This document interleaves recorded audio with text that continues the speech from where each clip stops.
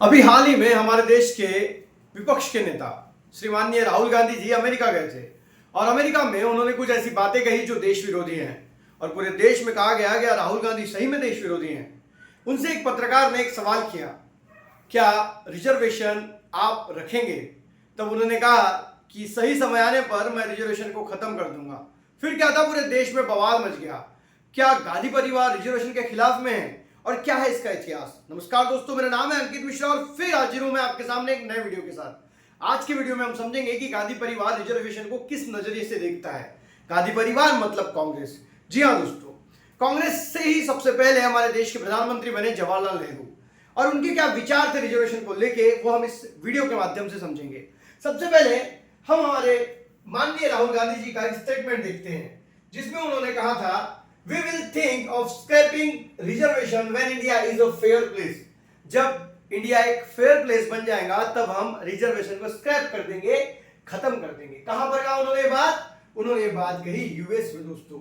और फिर क्या था, पूरे देश में बवाल हो गया कि राहुल गांधी ही नहीं, कांग्रेस भी रिजर्वेशन के खिलाफ है। लेकिन उनका स्टेटमेंट था कि जब ऐसी सिचुएशन बन जाएंगी, एक फेयर प्लेस भारत बन जाएगा, तब हम रिजर्वेशन को बंद कर देंगे। लेकिन राजनीति तो राजनीति है ना, वो तो होने ही वाली थी। लेकिन जवाहरलाल नेहरू जी इस विषय पे क्या सोचते हैं? अभी कुछ दिनों पहले माननीय प्रधानमंत्री जी ने जवाहरलाल नेहरू जी की एक चिट्ठी को सदन में पढ़ा और फिर पूरे देश में यह फैलाया गया कि प्रधानमंत्री जी रिजर्वेशन के खिलाफ में है। एक्चुअल में जवाहरलाल नेहरू जी ने 1961 में अपने राज्य के मुख्यमंत्रियों को एक चिट्ठी लिखी। उस चिट्ठी का कुछ भाग जो प्रधानमंत्री जी ने पढ़ा वही मैं आपको पढ़ के बता रहा हूं, है ना। मैं किसी भी आरक्षण को पसंद नहीं करता हूं और खासकर नौकरी में कतई नहीं।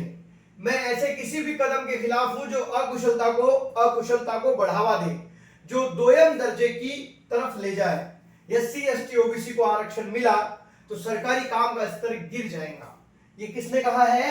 ये कहा है जवाहरलाल नेहरू जी ने अपनी चिट्ठी के माध्यम से, जो चिट्ठी उन्होंने मुख्यमंत्री को भेजी थी।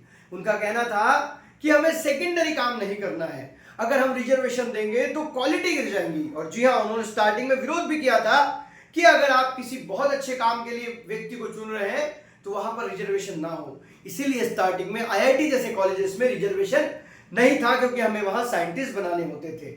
लेकिन तब रिजर्वेशन नहीं था तो क्या हमारे देश के बहुत सारे साइंटिस्टों को नोबेल पारितोषिक मिल गया? जी नहीं, ना रिजर्वेशन आने के बाद मिला। तो ये जो कंसेप्ट है कि रिजर्वेशन नहीं देना चाहिए था, देना चाहिए था, इसका हल शायद ही हमारे देश में कभी निकल पाएगा। दोस्तों, अगर हम गांधी परिवार के बारे में सोचते हैं, क्या रियल में गांधी परिवार रिजर्वेशन के खिलाफ है, तो हमें यह दिखेगा कि रियल में गांधी परिवार रिजर्वेशन के खिलाफ था। क्योंकि जिस प्रकार से जवाहरलाल नेहरू जी की चिट्ठी को हमने कोट किया है, 1955 में काका कालेलकर करके आयोग बनाया गया था, जो आयोग पिछड़े वर्ग की पहचान करके उसको रिजर्वेशन देने वाला था। इस आयोग के द्वारा दिया गया जो भी लेखा जोखा था उसको 1955 में नेहरू जी ने रिजेक्ट कर दिया।